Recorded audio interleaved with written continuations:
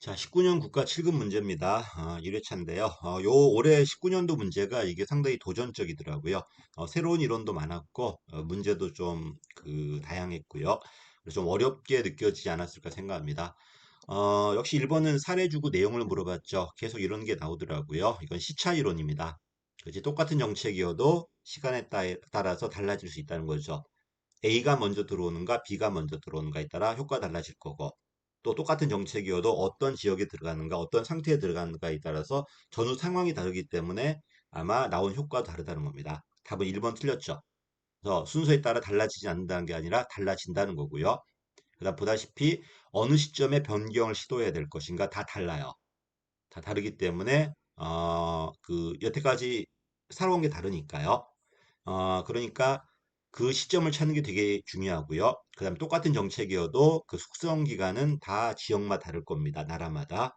그 다음에 바로 효과 보지 말고 우리나라에 안 맞는 거라면 좀 더 기다려줘야 되겠지. 특히 미국에 이제 개인주에 입각한 신공공 관리론이 우리한테 많이 들어왔는데 실패래요. 우리한테 안 맞았기 때문에 또는 그 기간을 기다려주지 않았기 때문에 또는 도입 순서가 잘못되었기 때문에 그지? 그래서 답은 1번이 틀렸습니다. 얘가 나온 이유는 우리나라 개혁이 실패한 이유 때문에 나온 거고요. 역사적 신제도론과 아주 관련이 깊어요. 얘가 나왔을 땐 역사적 신제도론으로 푸셔도 뭐 풀릴 것 같아요, 저는요.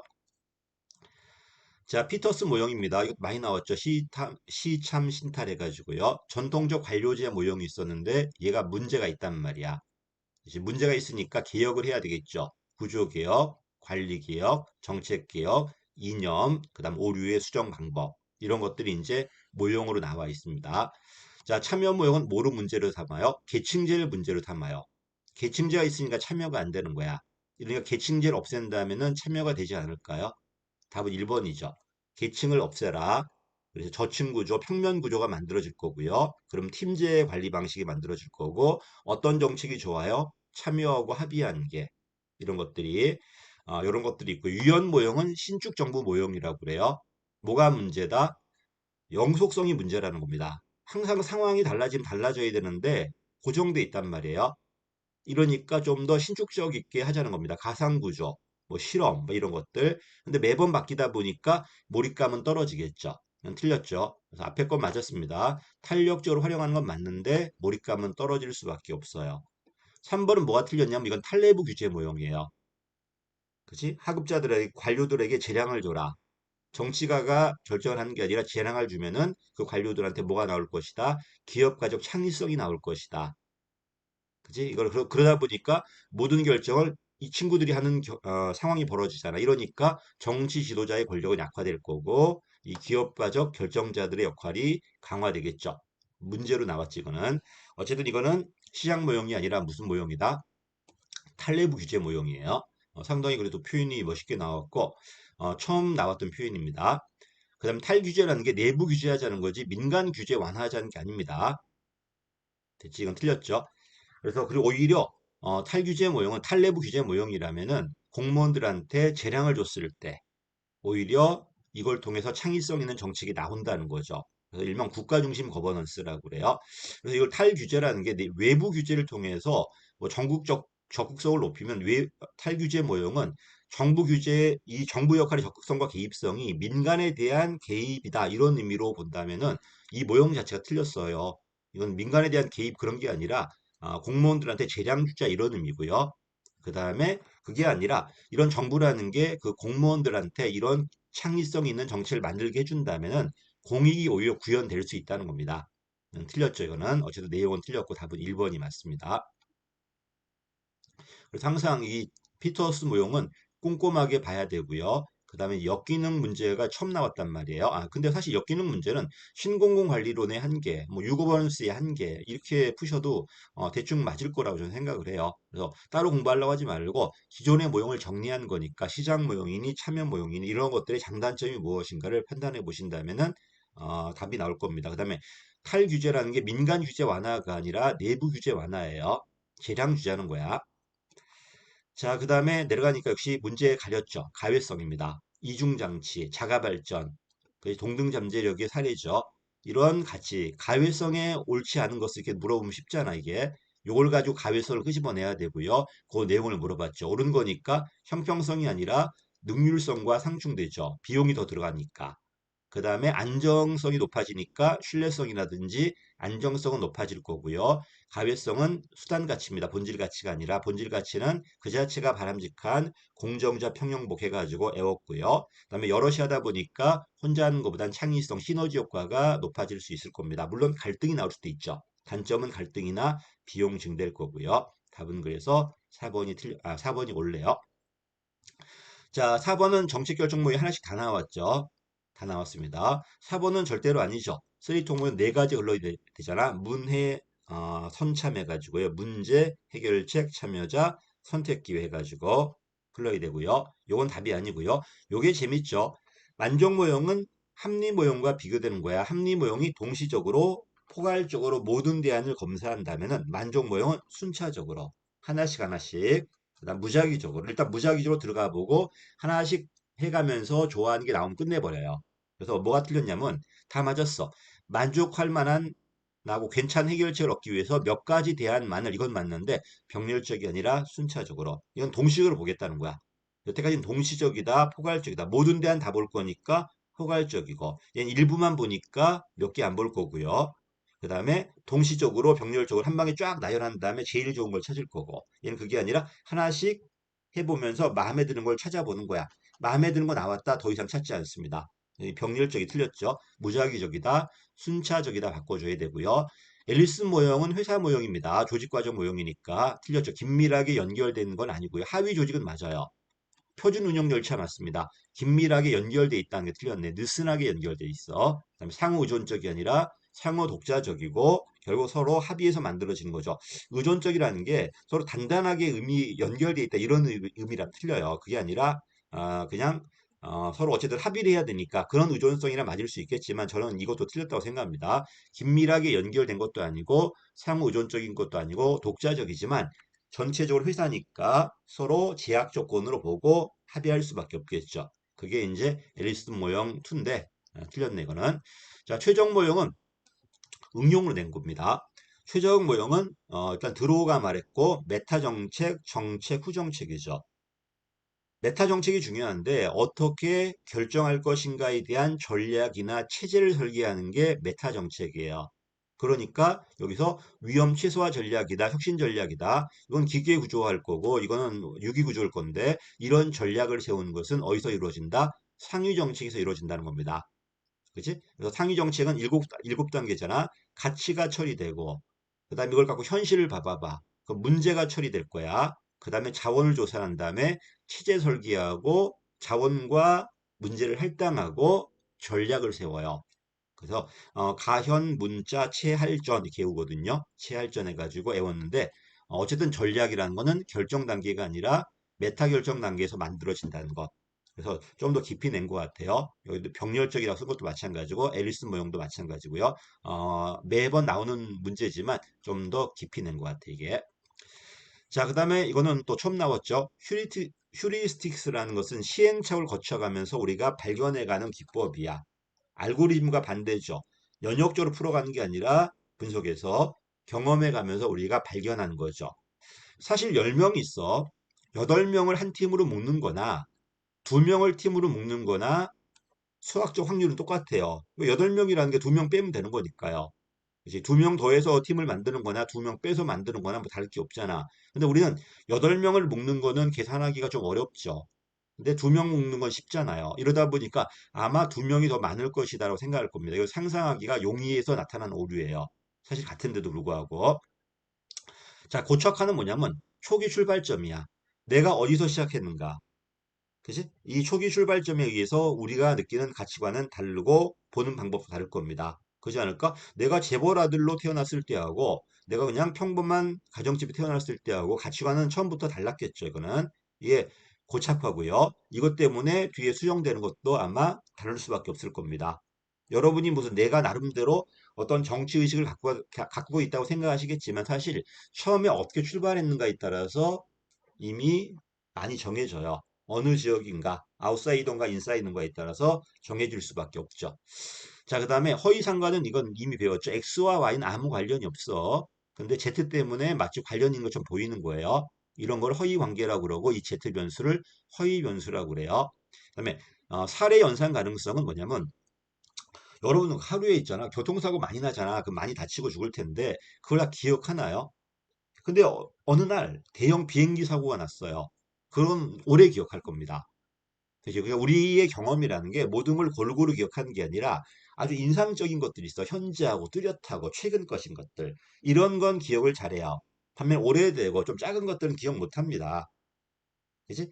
이러니까 우리 경험이라는 게 항상 모든 게 차곡차곡 쌓여가지고 어떤 바람직한 방향을 만드는 게 아니라 어떤 특정적인 인상이라든지 아주 주목할 만한 인상에 의해서 영향을 받는다는 게 살해 연상 가능성이에요.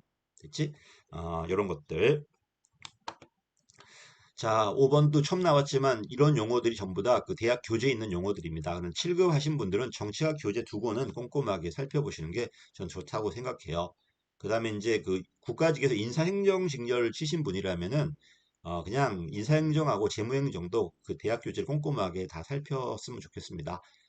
몇 권 안 됩니다, 이거. 자, 내려가겠습니다. 혁신도 처음 나왔죠. 근데 이것도 밑에 있는 2번, 3번, 4번은 이건 대학 교재에 있는 거고요. 로저스는 워낙 유명하신 분이니까, 그지? 그 혁신 단계를 몇 단계로? 5단계로 갈라요. 이노베이터라는 혁신자가 있고, 이거를 초기 수용하는 얼리 어댑터가 있고, 초기 다수, 그 다음에 후기 다수, 지체자가 있다는 겁니다. 5단계로 가를 건데, 정규 분포를 그래요. 초기가 2%, 그 다음에 그 아주 뭐냐 혁신자가 그 이노베이터가 얼리 어댑터가 13.5%, 그 다음에 초기 다수가 34%, 후기 다수가 34%, 지체자가 16%예요. 이런 식으로. 이러니까 수용자의 분포는요, 보다시피 정규 분포야. S자가 아니고, S자 누적이잖아, 이거는. 처음에는 얼마 없다가 누적되다가 점점 그게 이게 줄어들겠지, 이렇게. S자 형태는 누적 도수고요. 이게 틀렸죠? 이거는 도대체 뭘 물어보는지 모르겠어.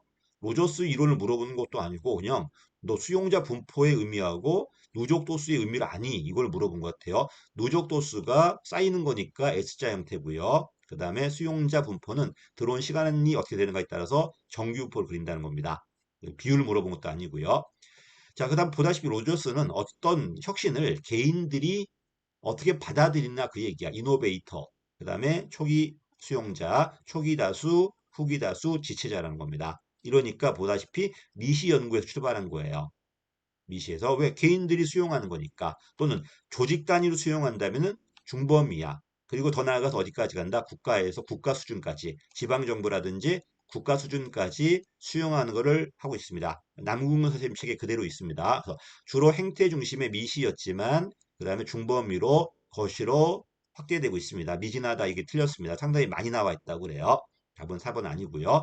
자, 초기 이건 이노베이터는 혁신자, 창의성 있는 사람일 거고 여기 초기 수용자는요. 얼리 어댑터는 내가 아무리 뭘 수용하자고 주장해도 수용하실래요? 아니야. 사회적으로 좀 뭘까? 영향이 있는 사람들. 이제 일론 머스크가 토큰을 만들진 않았지만 도지코인 어떤 얘기를 하니까 막 수용하잖아요. 그 얘기들이야 지금. 그래서 초기 수용자, 혁신자 말고 이 초기 수용자 얼리 어댑터는요. 신망받는 여론 선도자일 가능성이 높다. 그 다음에 여기 이노베이터는 혁신적 창의 있는 사람일 거고요. 답이 3번이었습니다. 4번은 뭐가 틀리냐면 아래 위가 계층이죠. 선진국하고 후진국 하니까 이건 계층을 지운 거예요. 이게 계층 확산이고 이웃 지역이니까 그냥 이거는 계층이 아니잖아. 옆에서 옆으로 넘어갈 거니까 공간 확산이라는 겁니다. 이런 건 대학 교재 그대로 있는 표현이고 로저스는 그 책에는 없더라고요. 그래서 로저스는 단행본 책이어서 그런지 거긴 없고 그냥 유명하다는 가정 속에서 내신 것 같아요. 자, 답은 그래서 3번이 맞습니다. 어쨌든 이 문제도 처음 나왔지만 지금 혁신의 시대야. 혁신의 시대니까 한 번 나왔으니까 다음에 로저스 문제를 물어볼 수도 있을 겁니다. 근데 대학 교재가 없다 보니까 잘 모르겠어요. 이거를 정확히 이게 쓴 교재가 있는지를 모르겠어서 다시 한번 찾아봐야 될 것 같아요. 교재가 자주 바뀌니까. 자, 7번입니다. 평가 제도죠. 이거는 워낙 자주 나오는 법이죠. 첫 번째가 자체평가가 원칙입니다. 자체평가가 자체평가 결과 문제가 있다. 국무총리가 재평가하고요. 그 다음에 중앙기관, 지방기관 다 자체평가해야 돼. 그 다음 공공기관은 외부 평가가 원칙입니다. 공공기관은. 그 다음에 하나 더 있죠. 또 누가 있어? 특정평가가 있어. 이건 한 중앙기관이 아니라 여러 중앙기관과 관련되거나 정권 차원에서 중요한 사업이다 보니까 국무총리가 하는 겁니다. 요 세 가지는 반드시 해야 되고 또 지방에다가 국가 업무 맡겼을 때 하는 게 합동평가예요. 행안부 장관과 그 업무를 맡기는 관계중앙기관장이 틀렸죠. 특정평가가 아니라 합동평가야. 이 두 가지는 선택사항이야. 특정 자체, 공공기관 평가는 필수지만 합동평가와 재평가는 선택사항입니다. 해도 되고 안 해도 돼요. 그다음에 평가총괄기관은 국무총리고요. 기본계획이 3년이라는 것. 잘 나왔죠. 위원장이 2명인 것. 이 법은 다 나왔으니까 꼼꼼하게 봐야 됩니다. 공공기관도 포함 대상 맞고요. 중앙이든 지방이든 그 소속기관이든 반드시 자체평가를 실시해야 됩니다. 중앙과 지방이 같이 해야 돼. 재평가는 이 자체평가 결과 문제가 있다고 생각했을 때 제3의 기관이 다시 할 건데 우리 국무총리가 다시 합니다. 중앙기관 대상으로. 그 다음에 이거는 틀렸죠. 국가유임사무는 합동평가입니다. 실시할 수 있다는 맞아요. 조심할 거는 행안부 장관이 관계중앙기관장이에요. 관계. 자치단체 장관 하는 게 아니라 행안부 장관이 관계중앙기관장과 그 자치단체를 합동평가하는 겁니다. 7번의 답은 4번이 틀렸습니다. 8번입니다. 자, 타당성 문제 물어봤죠? 내적이라는 거는 x와 y라는 변수 사이에 제3의 변수가 껴있다는 거야. 그지? 원인과 결과 사이에 낀 거고요. 외적이라는 건 상황과 상황이 다르다는 거야. 이 상황이 효과가 있지만 여기가 안 맞는다는 거야. 상황을 대표할 수 없으니까. 됐죠? 역사 효과는 뭐죠? 내가 수업을 했는데 이 결과 사이에 사건이 낀 거예요. 그지? 이거는 내 수업 효과가 아니라 이 사건 효과란 말이야. 그래서 이런 키워드가 뭐다? 사건 맞습니다. 외부 환경이 발생되는 X 수업 전의 상황과 이거 수업 X 하기 전의 상황과 X 하는 상황의 이 사이에서 뭐가 끼었기 때문에 값이 달라진다. 역사 효과 맞습니다. 성수는 뭐냐면 X가 했는데 시간이 지나잖아요. 시간 지나면 스스로 변해요. 자연스러운 변화, 자연스러운 성장. 이것 때문에 나오는 게 시간 효과예요. 성수 효과입니다. 그래서 얘가 나왔을 땐 키워드가 뭐다? 시간이 나와요. 시간이 반드시. 반면 내가 경험을 했어, 그 문제를. 경험한 다음에 수업을 듣고 그걸 풀어본 거야. 수업의 효과가 아니라 경험의 효과일 수 있죠. 이건 검사 요인, 측정 요인 이렇게 들어갑니다. 테스트 해가지고요. 이건 틀렸죠. 실험 대상자들이 사전에 측정을 한 거야. 그지? 내가 경험했단 말이야. 그것을 다시 측정한 거예요. 이거는 정책의 효과가 아니라 경험의 효과일 수 있다는 겁니다. 요 얘기야. 근데 이건 있어요. 경험한 사람과 경험하지 않은 사람들. 경험한 사람한테 효과 나왔는데 경험하지 않았다, 효과 안 나왔다. 이거는 내적이 아니라 외적이 돼야 돼. 상황이 다르니까요. 얘는 그게 아니라 얘가 경험했을 때하고 경험하지 않았을 때. 그치? 이거는 경험했을 때 이 경험 때문에 나오는 결과물인 거지. 정책 효과는 아닐 수 있다는 겁니다. 상실 요인은 탈락이죠. 그지? 상중하 갈랐는데 하가 다 탈락해 버렸어. 그럼 점수 올라가겠죠. 내 수업의 효과가 아니라 하가 탈락했기 때문에 평균이 높아진 거야. 이거는 상실 효과의 키워드가 이탈이다. 탈락. 그다음에 선발 요인. 이거는 처음부터 실험 집단과 비교 집단을 다르게 만든 거예요. 다르게 만들었기 때문에 어떻게 해야 돼? 무작위로 배정한다든지 또는 얼마나 다른지를 먼저 검사한다면은 통제할 수 있겠죠. 그래서 이런 선발 요인은 실험 전에 이미 잘못된 거기 때문에 이걸 다시 만들어서 무작위로 배정한다든지 또는 두 집단이 얼마나 다른지를 먼저 측정해가지고 조정한다면은 해결할 수 있다는 겁니다. 그래서 이는 실험 도중에 잘못된 게 아니라 그 전에 잘못됐다고 해서 내적 타당성을 저해하는 외지 요소라고 그래요. 답은 2번 틀렸습니다. 이거는 측정 효과입니다. 검사 효과라고 그래요. 9번입니다. 예산과 법률의 문제인데 이거는 뭐 사회 문제 같아요. 뭐 헌법 하시니까 어렵진 않죠. 자, 원래 대통령제 국가에서 법률은 누가 국회만 해야 되고 예산은 행정부가 합니다. 근데 우리는 대통령제 국가임에 불구하고 법률안을 누가 제출할 수 있다? 행정부가 제출할 수 있어요.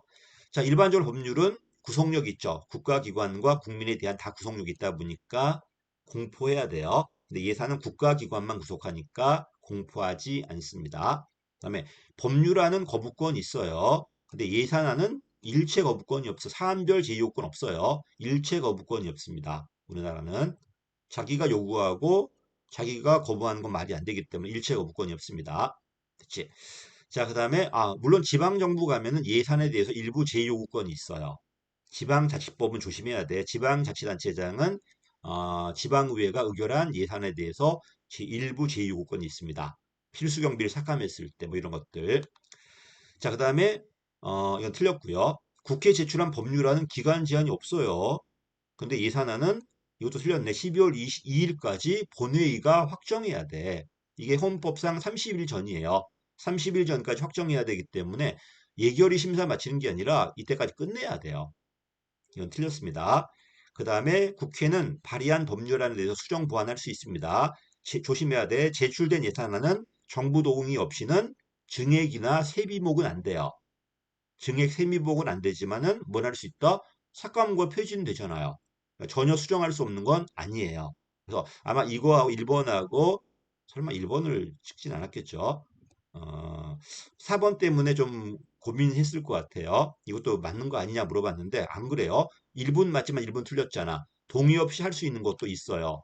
폐지와 삭감은.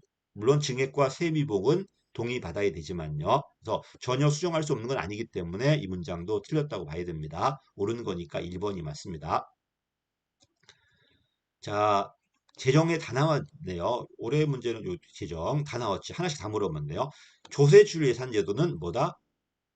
예산이 그 조세는 삭감했을 때 반드시 조세 삭감법이 있어야 돼요. 조세 감면법이.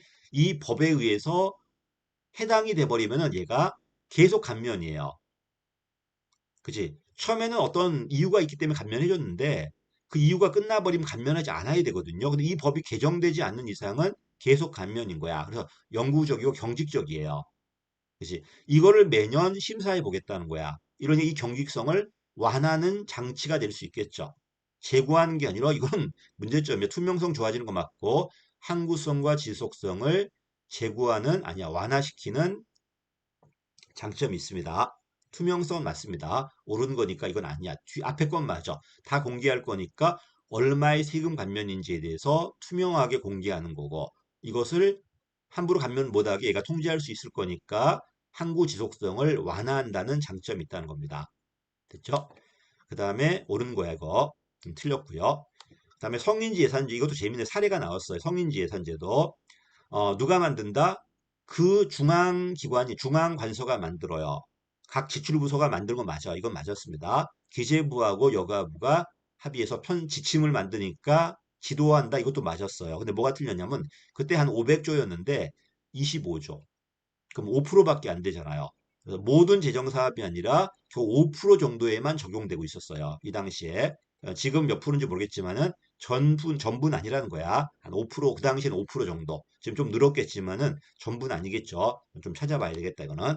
그래서 뭐가 틀렸다? 앞에 건 맞았어.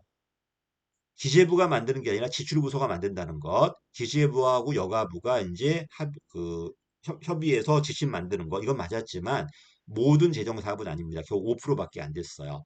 또 예타는 적용됩니다. 다 적용돼요. 대규모 사업 다 적용되죠. 500억 이상, 정부 지원에 300억 이상, 교육, 환경, 보건 다 들어갑니다. 예타 면제 사업은 효율성이나 이런 시각에서 평가했을 때 경제성으로 평가했을 때 의미가 없는 것들 남북 교류라든지 재난이라든지 재해복구라든지 또는 지역 균형 개발 같은 것들 이런 게 면제 사업이에요. 또는 관공서 같은 것들 학교 같은 것들 이런 건 면제 사업이 맞지만 교육 보건 환경 같은 건 포함되어 있습니다. 답이 2번이 맞아요. 통합재정은 일반회계 특별회계 기금 그 다음에 마이너스 내부거래 마이너스 보전거래야.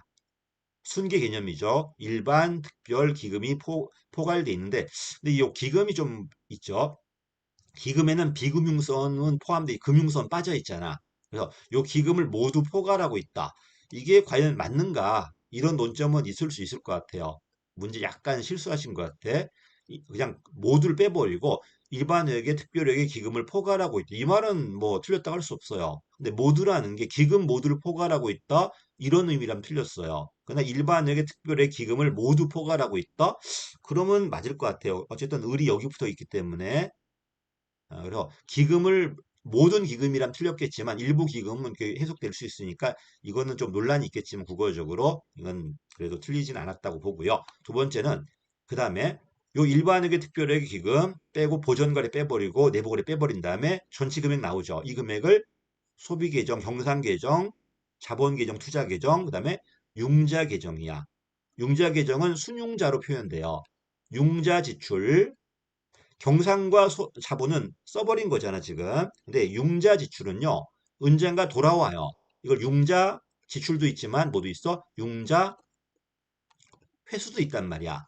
융자 지출에서 융자 회수를 뺀 걸 우리 뭐라 그래? 순융자라고 그래요.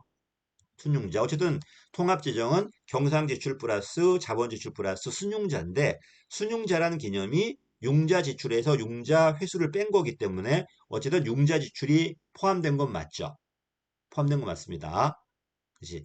포함되어 있는 거 맞다는 거. 그래서 요건 맞았고 융자 회수도 포함되어 있어요. 반면에 문제 좀 어렵게 만들어서 총 지출 규모야. 총 지출 규모는 융자 지출은 포함되지만 융자 회수가 포함이 안 돼요.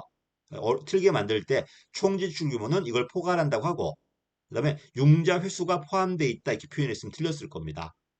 됐지? 총 지출은 그냥 경상 지출, 자본 지출, 융자 지출이라는 나가는 것만 보는 거고 통합 재정은 여기서 누굴 빼준다? 융자 회수를 차감해줘요. 그래서 상대적으로 통합 재정이 융자 회수가 차감돼 있기 때문에 순계 개념 돌아올 돈이 있을 거니까요. 그다음에 총 지출 규모는 상대적으로 통합 재정에 비해 총계 개념이라고 그래. 왜?